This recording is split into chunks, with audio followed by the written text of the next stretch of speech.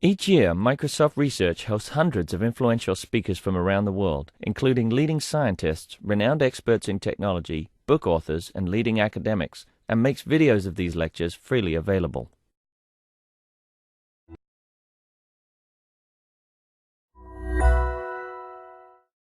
Hello, I'm Yutian. I'm a postdoc with Zubin Garamani, and this is joint work with Roger Frigler and Professor Carl Rasmussen.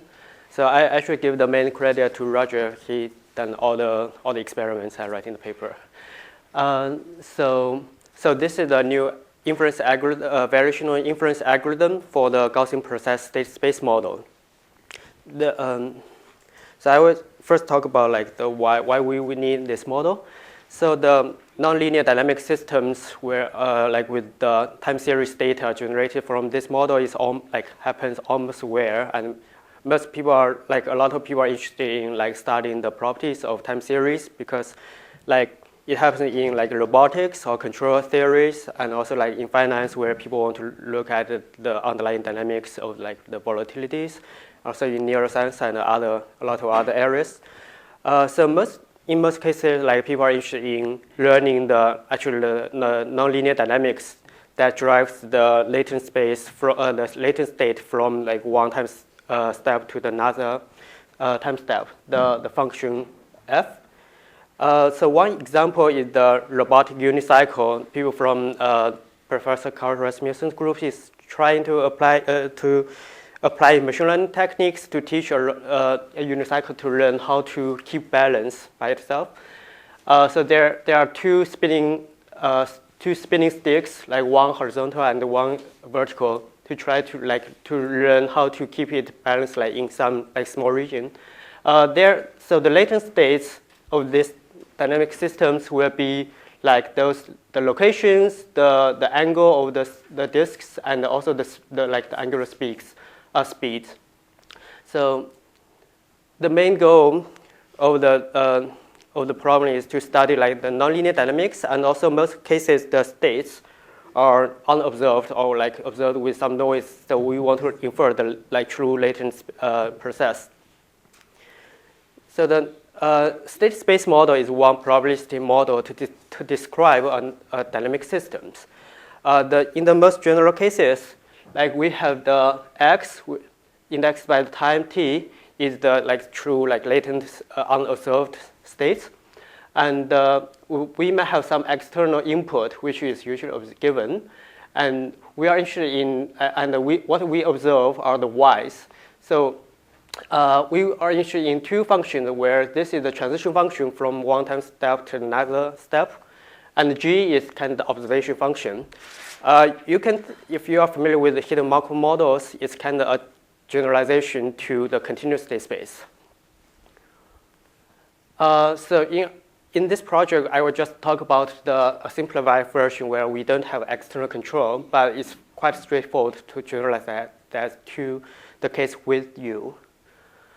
A common way to describe the model is that we can specify some parametric model for these two distributions. So f and g are like probabilistic distributions for the x condition or given some parameters. And the goal of learning this dynamic system will be inferring the state process, the latent state, and also the unknown the functions f and g that do the nonlinear like transition and observation. However, like with the parametric models, sometimes we just don't know what the function value, like the type of the function should be, or even we know, like in some cases, for example, the system of the plane piloting, like we may specify every like dynamic like equations exactly, but the problem is too complicated, and we will involve a lot of parameters. And by just observing like very few, by given very few observations, it might be very easy to get overfitted to the estimate parameters we estimated. Alternatively, we can consider a Bayesian approach, in this case, like we don't have a specific parametric distribution for a parametric form for the function f.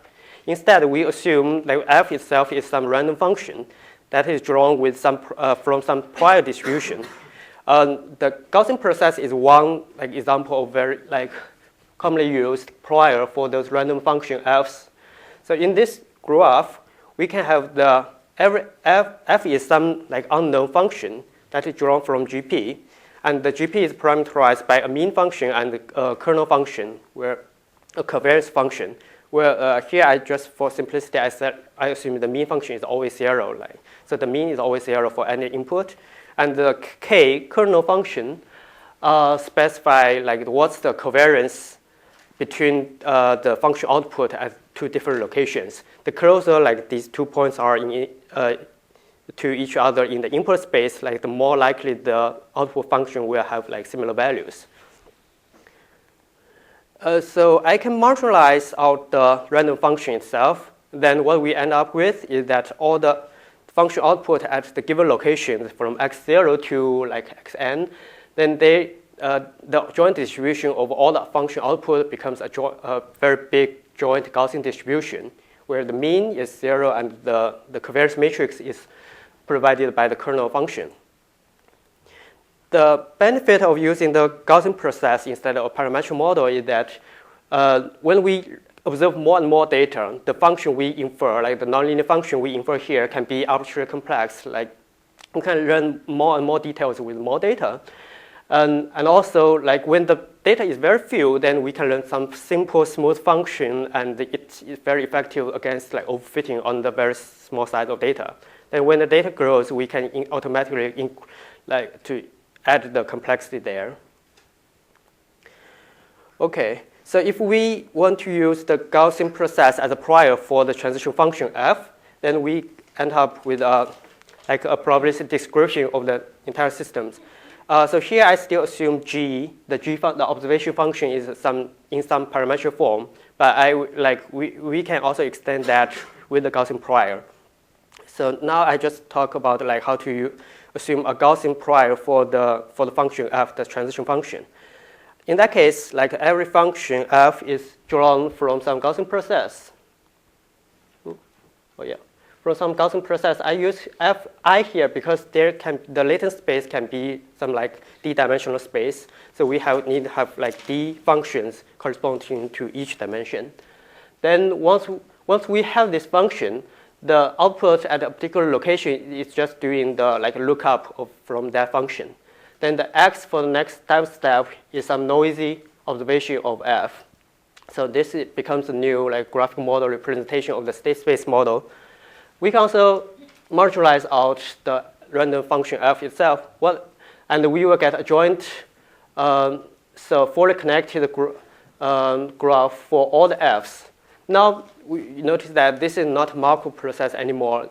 I mean, when we observe f, the net distribution of the next f or next x does not depend on the current state anymore. It also depends on all the f in the past. So we can also just write out the joint distribution of the entire system, including both the x and the function value f. So the first part is the prior of the first time step.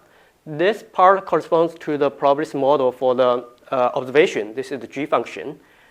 And that part is similar to the original Gaussian process regression problem, the original definition of Gaussian process, where you can treat every this shape as just one line here. So this is input to f, the f output, and noise observation. Then the output here becomes the input at the next time step. So with the Gaussian process state space model, the inference or the learning process is usually very difficult, and it's intractable to compute the joint the marginal likelihood of the observation analytically. So there are quite a rich literature about how to learn this system and do the inference on top of there. So there are a few approaches assuming a probabilistic model with actual parameters, then we can turn the Gaussian process into some actual probabilistic model. But in that case, we need to include a lot more parameters, and there's some risk of overfitting again. The second approach is also similar. It optimizes both the latent process and the parameters. And when the latent process is large, there's also some problem with overfitting. So the last approach is current, like the state of art for learning, like doing learning and inference for Gaussian process state space model. It's a pure Bayesian approach where we basically do sampling for all the unknown random variables, including the latent states, and also some and also the hyperparameters in the dynamic systems. So it uses a particular particle gives with the ancestral sampling problem, algorithm, because in this case, when we marginalize out F, all the X are fully correlated with each other. So the usual sequential Monte Carlo method for drawing samples in the Markov process doesn't apply here. And if we take like the regular time, computational complexity is TQ, where T is the number of time steps, but we can take some sparse approximation and bring it down to T times M squared, where the M is the number of like some approximate input, which is common in the sparse approximation for Gaussian process. And S is the number of samples we have to draw. So the precision of this method is, the accuracy of this method is quite good, but the problem is currently like too slow because we need to draw a lot of samples to get some accurate prediction. And to do prediction, we need to use every sample to do prediction separately and then compute the average. So our project, the motivation is that we want to use some more efficient way to do inference in this model and get a faster speed in both training and the test phase. The method we use is called variational inference. So the particular method is first introduced by TCS paper in 2009. That method applies to the regular Gaussian process regression problem where we are given both the x and the y, and we want to infer the unknown function f. The method starts with introducing some called pseudo input here, or people usually call inducing points, where that z is in the same space of the input space and u is in the same space of the f. Actually, for the joint distribution of f and u follow the same prior distribution from Gaussian process. So we can get the exact marginal likelihood of y conditional on x, the conditional distribution of y given x, by marginalizing out all the f and u. So that introducing u doesn't change the distribution of y given x.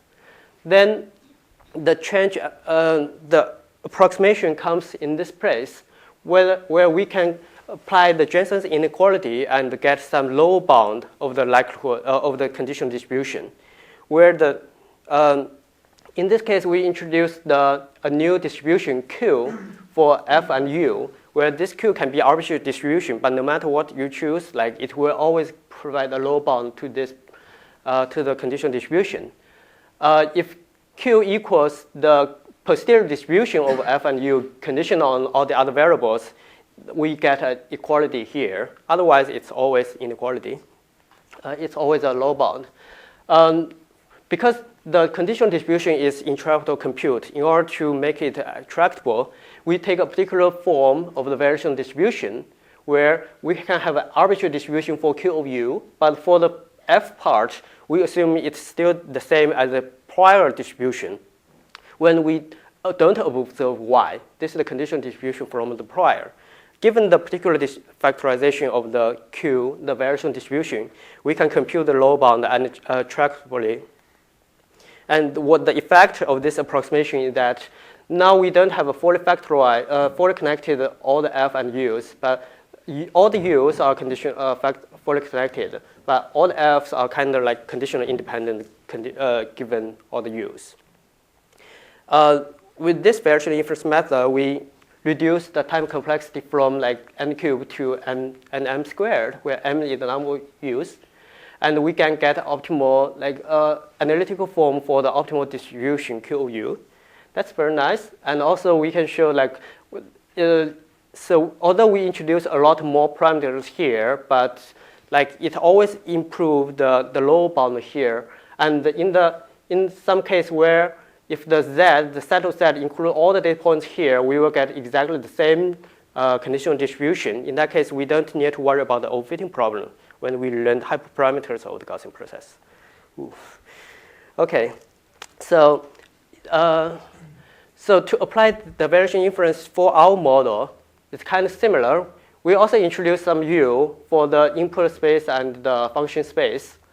Then we apply the same Jensen inequality. The difference is only that we need to include X in the distribution because X is unobserved in our case. Then we introduce a similar factorization of the variation distribution. So now, now the problem, because we want to optimize the variation distribution for both the X, which is the latent state process, and also the U, which is the inducing points we introduced for our variation inference method. Fortunately, we can still compute on analytical form for the optimal distribution of Q of U, which is sum over all the time steps, and there is some function we can compute easily. But for the optimal distribution of Q of X, it is still intractable, unfortunately. But what we observe is that in this case, the distribution follows the here the correlation between different X are Markovian. By Markovian, I mean in this distribution, when we conditional X, the future and the past are independent with each other. So this is very different from the fully collected Gaussian process state space model in the original form. That gives us a lot more flexibility to choose what the sequential Monte Carlo method we can use. So our algorithm becomes like this form where we want to optimize actually the Q of X, U, and also the hyperparameter of the dynamic systems, the Gaussian process. So it will be iterative algorithm to optimizing all of these terms iteratively. And then this actually provides a very flexible way. Like we don't have to do the optimization for every term. For Q of X, we can use sampling method to draw a few samples. And then for Q of U and theta, we actually do optimization. The reason we want to do sampling because it provides a more accurate estimate to the posterior distribution of the latent trajectory. And also, when we do prediction, actually we don't need Q of X. We only need Q of U and theta. So compared to the original, like the hybrid inference method I just mentioned, the particle MCMC method I mentioned, like we get a more simpler structure so that we can apply like more state-of-the-art sampling algorithms in this case. And also especially during the prediction time, for the particle MCMC method, it has to do prediction for every sample drawn from the training system and compute the average. But in our case, we only need to compute one function analytically. So the time complexity is very different in this part. Like it is scaled as the number of samples, but in our case, there's no such thing. Okay, we can also talk about how to do stochastic variation inference. This basically brings down the computational complexity from all linear to the time step to just a constant, which is a short segment of the entire sequence. I think I'd better just skip this part due to time constraint. Okay, let's see some experiment. So this is one synthetic data where the green line is the true nonlinear dynamic systems. It's just a piecewise linear function. And these dot points are, I think they are the inducing points we used. So the blue line and the red curves are learned the nonlinear mapping because we infer the posterior distribution of the nonlinear function. So it's not just a single function, but a distribution of functions. The blue lines are the learned mean of the distribution, and the red lines provide uncertainty about our learned function. So we generated some data and applied different methods to compare the prediction accuracy. You can see all these methods use the same Gaussian process state space model, and all the others use some parametric models. The accuracy from all of these, this model just use different inference method. Where this is our first method. This is the method with the stochastic variation inference, and this is the particle MCMC method. All of them give a very similar prediction error in the error in the prediction data set. But when you look at the test time, our new variational inference method is much faster than the sampling method because like we don't need to deal with a lot of samples during the test. Another example is that we applied our method to study the latent process of the neural spike training record.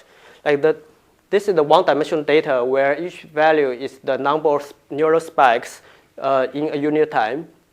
And we want to learn the nonlinear dynamics of this data. What we do is that we assume two-dimensional latent space and apply a Poisson observation model for this data. So the first figure is the original data. The second figure is the inferred latent trajectory of the two-dimensional latent space, latent states.